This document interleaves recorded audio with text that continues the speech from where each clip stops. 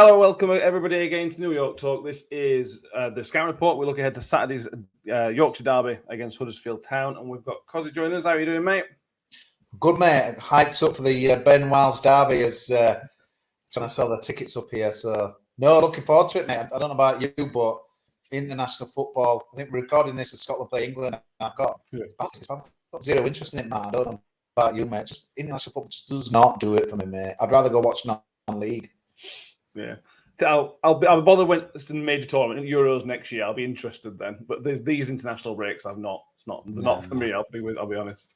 Especially us on back at 2 surprise wins, mate. We were ready to go again, weren't we? And then no football.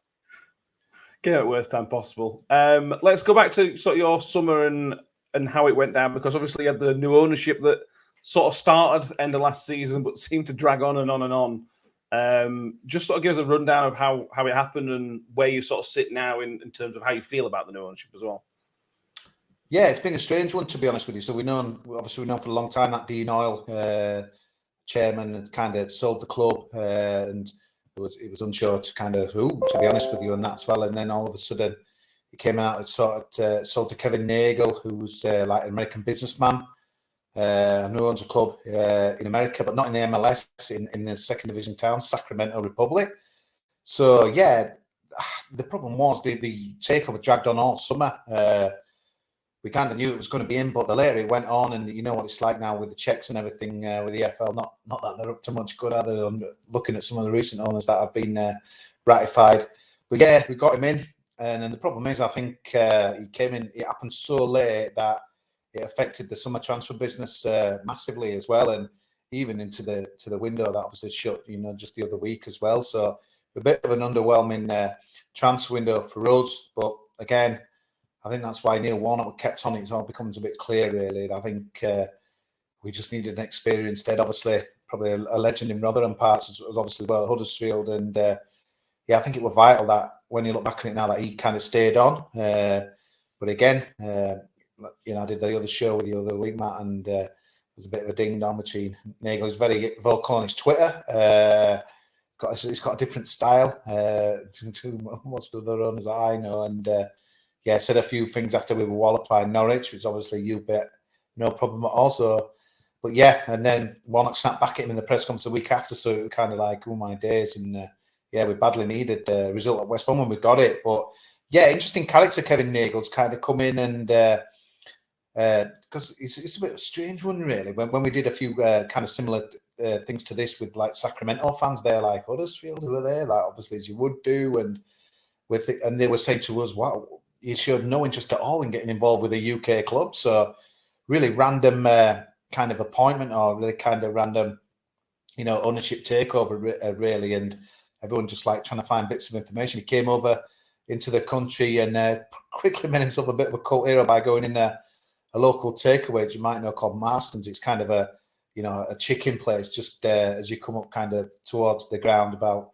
a mile or two outside, and that as well. So I think we just get, and then he's gone into some of the pubs in the town centre. So you know what it's like with fans. They're like, wow, this American guy seems a bit of a character, really. And he's been big on kind of promoting the local area and promoting he did Sacramento seems a community club as well, which obviously Huddersfield has been under DNL for a long time. So he's kind of fed that narrative as well. And there's a lot of things, he's had a Q&A already with the fans, about a month ago or so, and said some really interesting things as well, and trying to improve things off the pitch. And obviously, half the fans are like, get your checkbook out, etc. But, for someone like me, I'll give you an example. I think the stadium, although it might look nice from some of those aerial drone shots, some of the painting, some of the roofs need these holes in the roof and stuff like that as well. There's pretty much for 25, 30 years, nothing's been done on it. And I suppose it's like any house, isn't it? If nothing's been done on that, it's going to, not look too good. So, yeah, scratch beneath the surface. Quite a few things need to be done off the pitch as well as on the pitch. So, yeah, it's one of those. I think it's going to be in time. It's going to be a season, really, that, if we could stay up and finish, 15, 16 to be a good season. But his learning is Kevin Nagel about English football. Some interesting things on his Twitter, to be honest with you, and that as well. He doesn't mind replying to anyone, to be honest with you, and that as well, saying stuff that you're thinking, oh, mate, should you? But this is him, and this is his style, and Yeah, an interesting time to be a Huddersfield Town fan, but you know what? Most like, you know, I think he is a kind of wealthy, but under FFP or FFI, or what it's called now, and that's all. I don't think it's just like the old days where you can sling money at it. So, yeah, he's brought one of the biggest things he's done is brought back the academy. So we kind of cut our academy, went the Brentford way a few years ago, where we kind of closed the age groups on pretty much from 18s downwards, and that's why we had an 18s and 21s, and that's about it. And yeah, he's getting a guy in as well to you kind of reform that. David Weatherall, don't know if you remember him, Leeds United centre back, Bradford. He's been working kind of for the EFL, you know, going around academies, assessing them as well. So a great man to have in. So I think that word patience, Matt, is you know, I know we've Huddersfield fans have been quite patient, but that's what it's going to have to be like. I do think in a few years' time, I think we'll be in a good position, but obviously the poor start, but the win against West Brom were massive, mate. So yeah, it's going to be an interesting journey under Kevin Nagle, and the first foreign owner Huddersfield has ever had. So it's I think we're learning from him, he was learning from us. So I think everyone's got to be a bit patient. Yeah, and you mentioned transfer business was slow. Obviously, the money was spent on one of our own, Ben Wiles. What was the? Have you only played one game? How has he done in that sort of game he's played? Did he show the signs that? Yeah, really good, Matt. Obviously, I kind of did the show, and you were telling us what it was about and as well. And he was good. He not afraid of a shot. He looked imposing, to be honest, mate. He just come across as someone like, I think our midfield's been a bit pad-up for some time. He's someone who will put a foot in, not to be messed about with it. You know, can get forward as well. And while he's maybe not a creative midfielder that a few of us, including myself, were wanting to bring in, I think Warnock's, quite happy with us. He's been the highlight of our transfer business, to be honest, Matt. And again, they're very cagey with the fee out there. And, you know, I don't know whether it was million or something like that as well. But, yeah, he looked good in the first game, mate. He just looked like someone who kind of like, you know, this is me and I want to be out there. He gave our midfield real impact, obviously, you know, won the game as well. So that always goes well. But I like what I saw from him, mate, and that as well. And I think someone like him, I think he'll be a bit of a crowd pleaser, which is pretty much what you guys have said as well. So, his interviews for signing were quite interesting, really. Yeah, not saying arrogant, but like, backs himself. We just looked imposing, and give them West Brom midfield a hard time. He went well in his debut, mate. Really good. It's good to hear. He's one of those players that needs to be happy. He needs to be settled and confident. I think with us, we're not going into too much detail, but we had the transfer with Burnley last year, which didn't go through. And he just were never right. And I think he needed to move, to be honest. I think he needed to get away from club a little bit. And I hope it does well other than Saturday. I hope he has a good career. I think all Rotherham fans wish him well. What kind of reception will he get, Matt? Because football's really weird sometimes. You think some people are going to get a really good reception, and then sometimes they get booed from the fans. And honestly, when Alan Shearer get booed from Blackburn fans back in the day, I thought, God, if he can't get a hero's reception, then whoever can. So you never know, do you? You think, by and large, some will have a go at him though, won't they? Don't you think? Some always will. Yeah, I think for the most part, it'll be positive. Like he's a shining light of our academy, really. He's the only thing we've really properly created. So I think most Rotherham fans are really willing him on to have a great career. You'll always get one or two, because he's been poor for a little while for us because of those things I mentioned. So there'll be some people that sort of hold that against him a little bit. Right. Time will tell if he scores and gives it the, he is. Let's hope so. Come on. Your start, you mentioned you needed that win at West Brom. It was a poor start, and then you win, and it suddenly becomes an okay start. So it's similar way us, really, on points to the board.